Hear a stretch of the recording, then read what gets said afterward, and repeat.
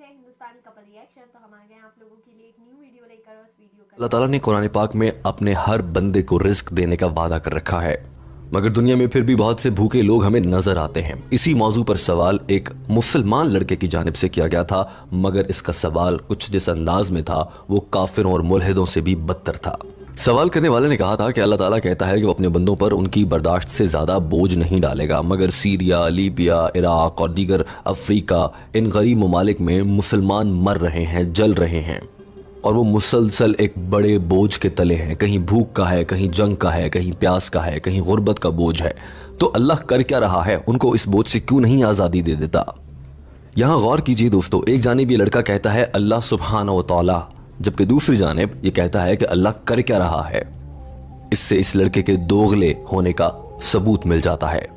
Doctor Zakir Naik ने कहा कि आप दुरुस्त कह रहे हैं। अल्लाह ताला ने कुरान पाक की सूरह बकरा चैप्टर नंबर 2 आयत नंबर 286 में इरशाद फरमाया है, और ये आयत नंबर 286 सूरह बकरा की सबसे आखिरी आयत है। और ये आयत अल्लाह ताला ने अपने प्यारे नबी सल्लल्लाहु अलैहि वसल्लम पर बराह रास्त नाजिल फरमाई थी। इसे कोई फरिश्ता लेकर नहीं आया था। और इसका तर्जुमा यह है कि अल्लाह अपने किसी भी बंदे पर उसकी बर्दाश्त से ज्यादा बोझ नहीं डालता।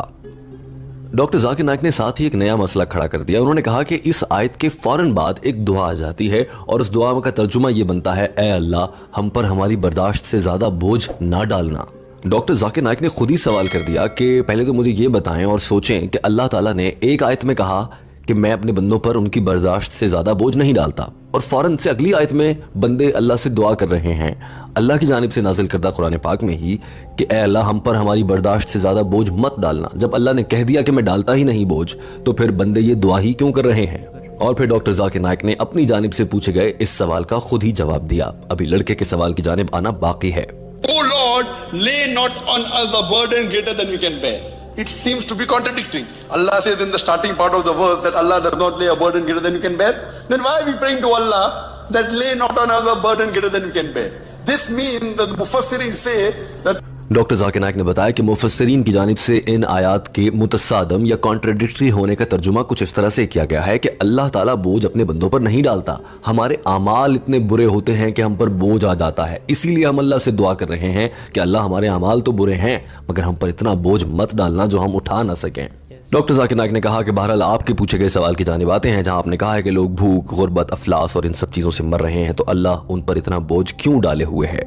डॉक्टर जाकिर नाइक ने कहा कि इसका बहुत सीधा सा जवाब है, और वो ये है कि अल्लाह ताला अपने बंदों को आजमाता है। और कुरान पाक की सूरह बकरा चैप्टर नंबर 2 आयत नंबर 155 में अल्लाह ताला ने वाज़ेह इरशाद फरमा दिया है, तर्जुमा, और बेशक हम तुम्हें आजमाएंगे, तुम्हें तुमसे तुम्हारा प्यारा छीन कर, तुमसे तुम्हारी दौलत वापस लेकर, तुम्हें भूख में रखकर, तुम्हें गुर्बत में रखकर। जी हाँ, ये तो हम सब जानते हैं कि ये जो